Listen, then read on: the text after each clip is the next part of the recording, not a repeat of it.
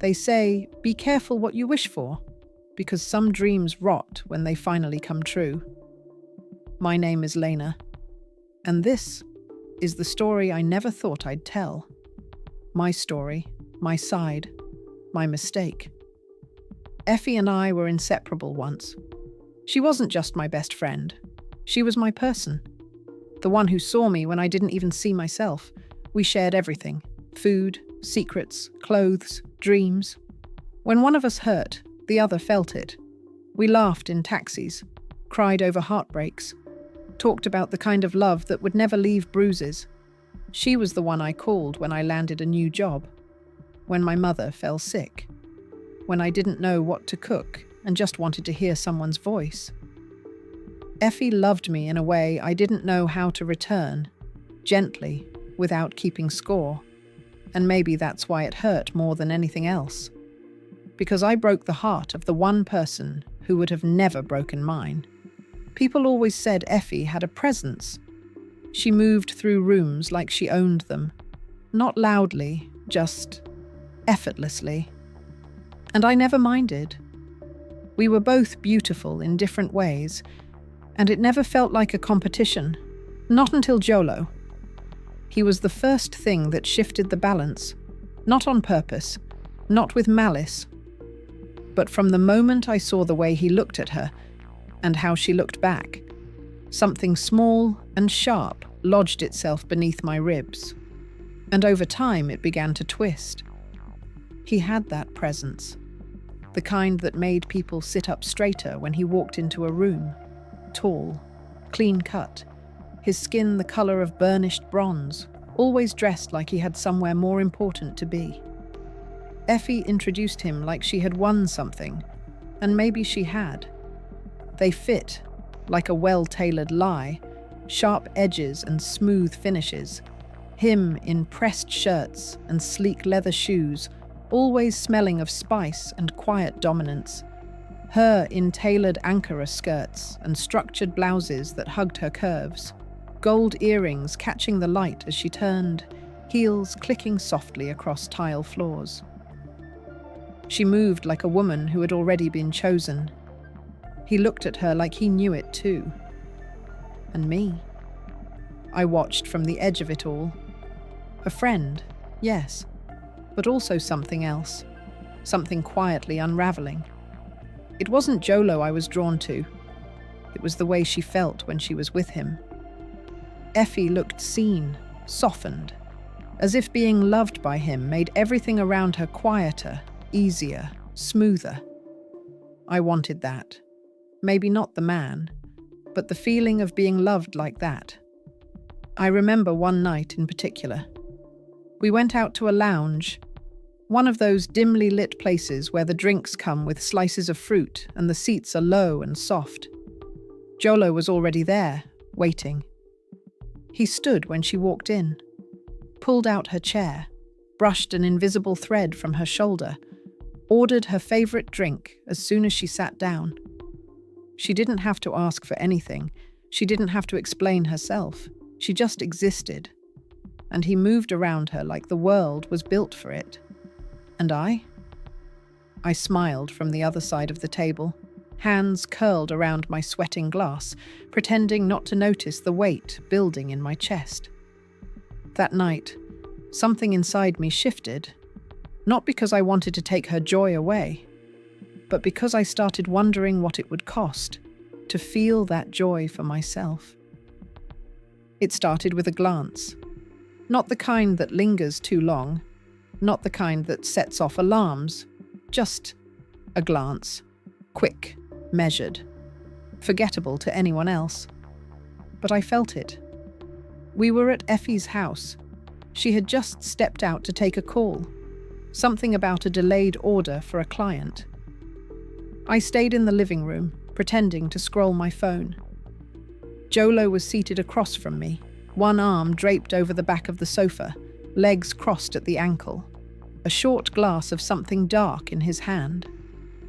The air smelled like citrus and sandalwood, the diffuser on the console mixing with the warm leather scent rising from the furniture.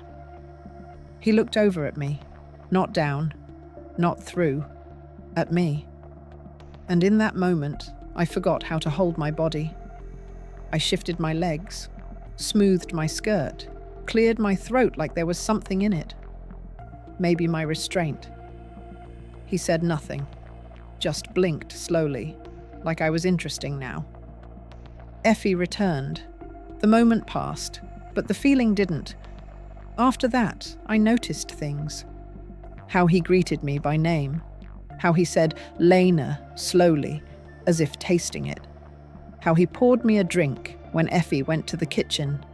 How his eyes held mine just 1 second longer than politeness required.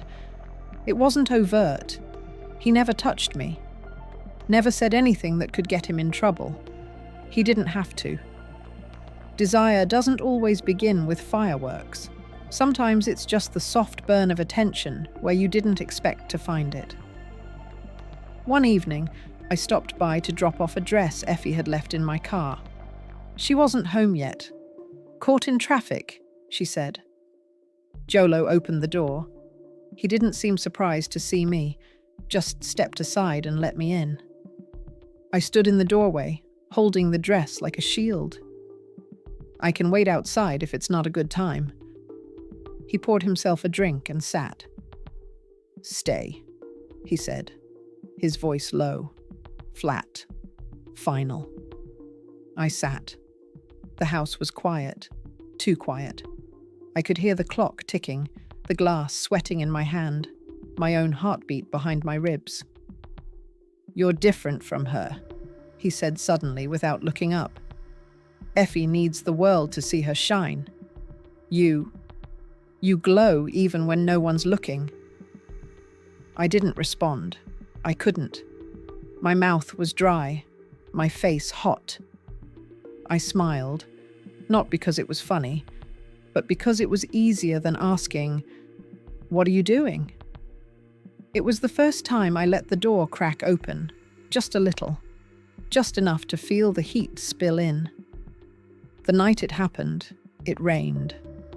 Not heavily, just a soft, steady tapping on the windows, like the sky was too tired to storm properly. Effie was out of town. She had travelled to visit her sick aunt, something last minute, 2 nights max. She had asked if I could swing by to drop off a file Jolo needed for a contractor. I said yes, casually, like it wasn't something I had been waiting for. I wore a simple dress, nothing dramatic, just soft, fitted, comfortable. Something that clung in the right places and let go in others. When he opened the door, he didn't say much, just stepped back and let me walk in. The house smelled like cinnamon and something musky, his cologne still lingering from wherever he'd just returned. He offered me wine. I said yes. We sat in the living room, the dim light catching the edges of the glass coffee table, turning everything golden. He sat opposite me, legs stretched, shirt unbuttoned at the top. The silence wasn't awkward. It was heavy, intentional. He watched me for a long time before speaking. "You know," he said slowly, "there are moments when I think maybe you were meant to come first." I didn't answer. I couldn't. Because in that moment, my body was louder than my mind. He stood and walked over. Not quickly, not like a man out of control. Calm, deliberate. He took the glass from my hand and set it down on the table. His fingers brushed mine. I should have stood up. I should have left. But I didn't. I let him touch my face. His thumb brushed my jaw, and quietly, I unraveled. No words, no heat, just silence and surrender. After, I lay in a bed that wasn't mine, wrapped in sheets that still smelled like her. I told myself it was a mistake, a one-time thing, a moment I would bury before it had time to bloom. But the truth, I didn't regret it. Not that night, because for the first time, I felt chosen, seen, adored. and that was enough to silence everything else. The days after that night moved differently. Colors seemed richer. Music felt softer. Even my reflection in the mirror held itself differently. Chin higher, lips glossier, gaze steadier. The next time I came over, he kissed me before I set down my bag. No questions, no words, just hands, as if it was already decided, and I let it be. We became shadows inside the same house, slipping into each other between curtains and glances. The scent of his cologne clinging to my scarf. My lipstick on glasses Effie would later raise to her lips, never knowing. We weren't careful. We weren't reckless. We were addicted. It became easier once Effie started traveling. She got a new position, a promotion, something with more responsibility. It came with a driver, a bigger paycheck, and a travel schedule that took her across cities for days at a time. I pretended to be happy for her, but the truth? I was relieved. Her absence became our permission. With her gone, the house opened to us completely. I'd arrive before dinner. He'd cook sometimes, or order something rich and buttery from that place in Woos he liked. We'd eat on the couch, cuddled close, like nothing outside that room existed, then disappear upstairs like the night owed us no consequences. I started to think maybe she didn't deserve him. She was never around. She was always tired, always complaining. She had what every woman prayed for. And still, she looked bored, distracted, like she didn't know how lucky she was. I told myself I was only filling a space she didn't care to hold anymore. He would call me late at night, voice low and slow, like a secret being unwrapped. Sometimes he'd send a car to pick me up after he dropped her off. There were dinners at quiet restaurants outside the city, places where the waiters didn't ask questions and the lights stayed dim. He started buying me things, small at first, perfume, silk scarves, earrings I swore were too much, but still wore. He called me his calm, said being with me felt like peace. I didn't realize then that some men only find peace when they feel control.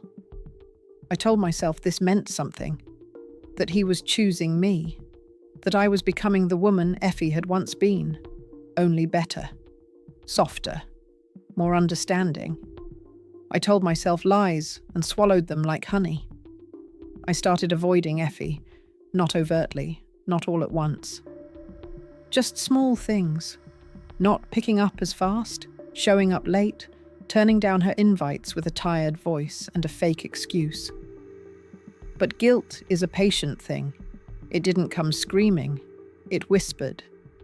In the silence between text messages, in the warmth of the robe I wore at his house, the one that still smelled faintly like her lotion. In the way he stopped calling me Lena and started calling me baby. The same way I'd heard him say it to her months before. The affair wasn't passion. It was possession. A slow, sweet rot dressed in desire.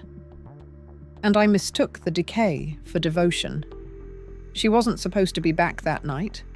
Effie had said she'd be gone until Sunday. 2 more days. I didn't ask where. I didn't care. All I heard was time. The bedroom was quiet, warm, dimly lit. The sheets smelled like cinnamon and aftershave. My skin still tingled. Jolo stood near the window, shirtless, drink in hand. He didn't speak. He never did right after. His silence had started to feel like reassurance, like I had done something right. I was still lying in her bed. The silk sheet clung to my body. I held it tightly, not from shame, but habit. The fan above stirred the air slowly, soft, unbothered. Then, keys. A soft jingle, a pause, the unmistakable click of the front door unlocking. I froze. Then footsteps. I sat up, dragging the sheet up with me. Jolo didn't move. The bedroom door creaked open.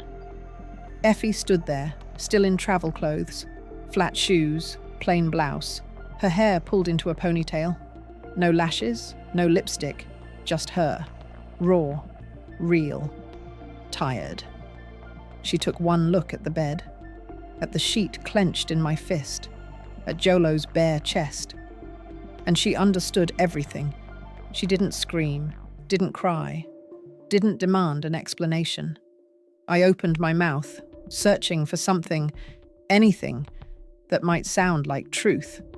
But Effie just looked at me. "Do you think you won something?" she asked, calm as a whisper, sharp as a knife.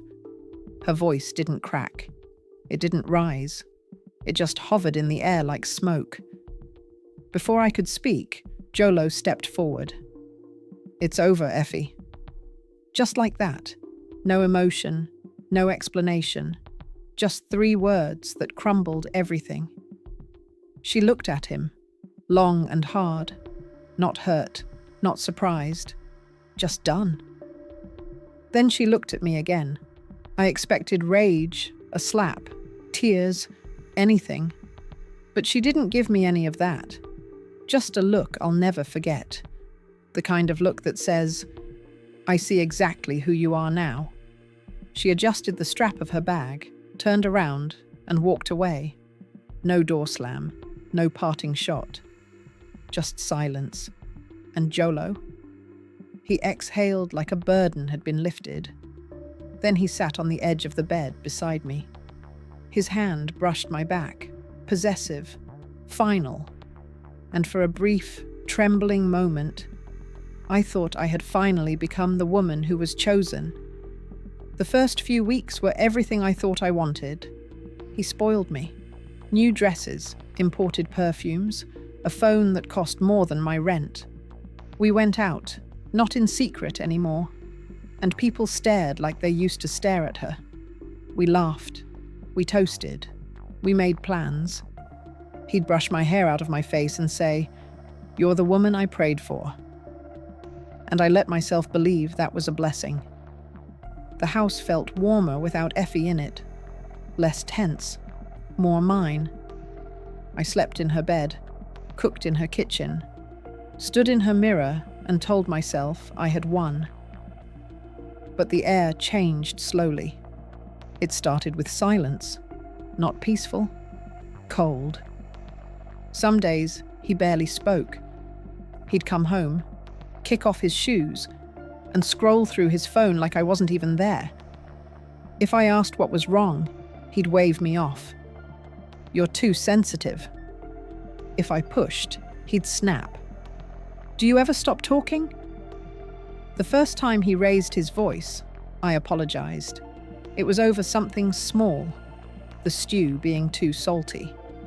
He slammed his hand against the table and I flinched, but he didn't hit me. Not then. The next day, he bought me roses, called me my peace again, held me close and whispered, "You know I don't like yelling, just don't push me like that." So I didn't. I learned how to make the stew right, how to tiptoe around his moods, how to say the right thing at the right time, or nothing at all. The slap came 3 weeks later. We were in the car, traffic, heat. He asked a question. I answered wrong. The back of his hand met my cheek so fast, I didn't even know what to think. For a moment, I just sat there, blinking, like maybe the window had slammed shut. But it hadn't. It was him. He kept driving like nothing happened, didn't even look at me. Later, he told me I was lucky he didn't use his fist. That night, he didn't apologize. He pulled me into bed and told me to stop crying. And I did. I stopped crying. I stopped asking questions. I stopped being the version of myself that ever thought this life was a dream. Because dreams don't leave you bruised. They don't call you useless. They don't twist love into obedience. Even when I looked in the mirror, I didn't see me anymore. Just a version of myself that flinched too easily, smiled too tightly, and wore fear like foundation. The bruises became routine, part of the mornings, I had a process: concealer, powder, scarf, smile, pretend, serve, survive. But I stayed, because I had chosen this, because I told myself it would get better, because I had no one else left to tell me the truth, because the only person who ever would had already walked away. It was a Tuesday. He hadn't come home again. I didn't ask where he was. I stopped asking weeks ago. The house was quiet, but not peaceful. The kind of quiet that presses on your chest. Even the fridge hummed low, like it was holding its breath. I stood at the vanity, foundation brush in hand, dabbing at the bruise beneath my eye. The same ritual, the same silence. But this time, my hand paused mid-air. I looked up, and really looked. Not to fix, not to cover, to confront. What I saw wasn't me. The woman in the mirror had dull eyes, a clenched jaw, shoulders that curled inward like they had forgotten how to stand tall. I used to laugh from my belly, dance barefoot in kitchens, sleep with both arms spread wide. Now I walked softly, smiled only when spoken to, flinched when a door slammed. That morning I made a decision. I didn't cry. I didn't pack a suitcase, just slipped on my sandals, reached for my handbag, and walked out the front door. Quiet, deliberate, like something final was closing behind me. There was an apartment I had noticed earlier that week, small, tucked behind a mechanic's shop, with a crooked "For Rent" sign taped to the gate. The landlord took one look at me, bruised cheek, trembling hands, and simply nodded. "You can take it," he said. And I did. It was already furnished, a thin bed, a wooden table, a blue curtain swaying in the window. No perfume, no gold-framed mirror, just air I could breathe. It's not glamorous, it's not loud, but it's mine. And for the first time in months, I slept without flinching. That following night, the message came. No apology, no questions, just 4 words. "You'll be back." I didn't reply. I didn't even flinch. I deleted it. And the next morning, I changed my SIM, like slicing off a tether. I hadn't planned to be near her shop. 2 months had passed since that final night. I was just walking, letting the street carry me, trying to outrun a thought I couldn't name. Then I saw the sign, then the glass, then her, Effie. She was standing just inside the boutique, laughing at something a customer said. Her skin glowed like the sun had chosen her. Her braids were pinned back in a soft roll, gold studs in her ears. She wore a burnt orange dress, cinched at the waist, fabric fluttering like it remembered joy. I stopped. Across the street, holding my breath. She looked nothing like the woman I last saw walk away. The customer paid, said goodbye. Effie smiled politely, then turned and saw me. The air changed. I crossed the road on trembling legs, not sure why, not sure what I hoped she'd say. I opened the door slowly. The bell above it barely made a sound. Effie stood behind the counter. She didn't speak, just looked at me. Not shocked, not angry, just waiting. "Effie," I said, my voice barely mine. "I don't expect you to forgive me." The words scraped their way out. The silence that followed felt heavier than anything Jolo ever threw at me. Then she finally exhaled. "I used to dream of this," she said. "You, standing here with your head low." She stepped closer. "But I don't need revenge anymore, Lena." She folded her arms. "You think I walked away without a fight because of you?" Her voice didn't rise. It didn't need to. "I stayed through things you couldn't imagine. covered bruises with makeup, smiled for people who had no idea. I blinked. What? I hid it well. Designer clothes, perfect makeup, and perfume strong enough to distract from everything else.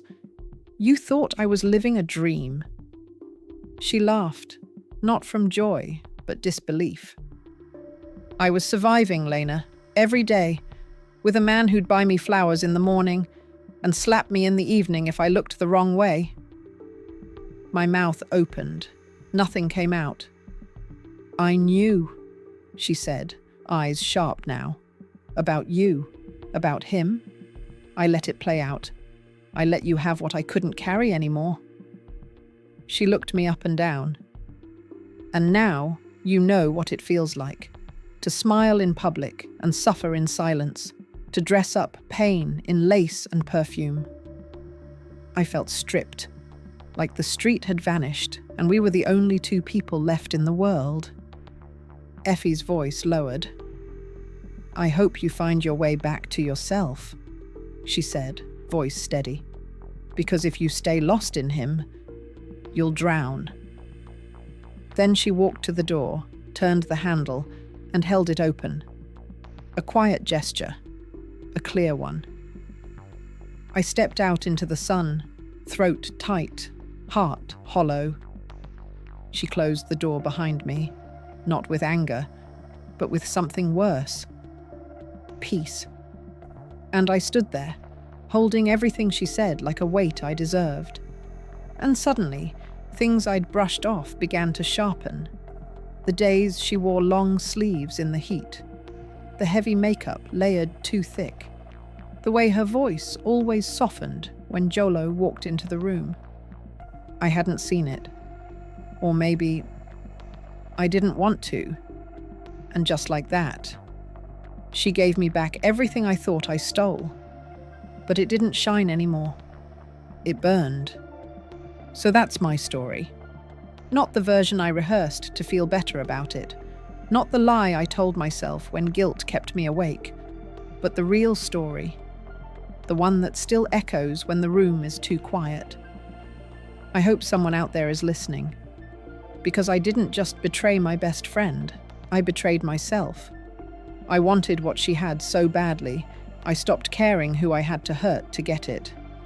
I thought I was special, that he chose me, that I was different.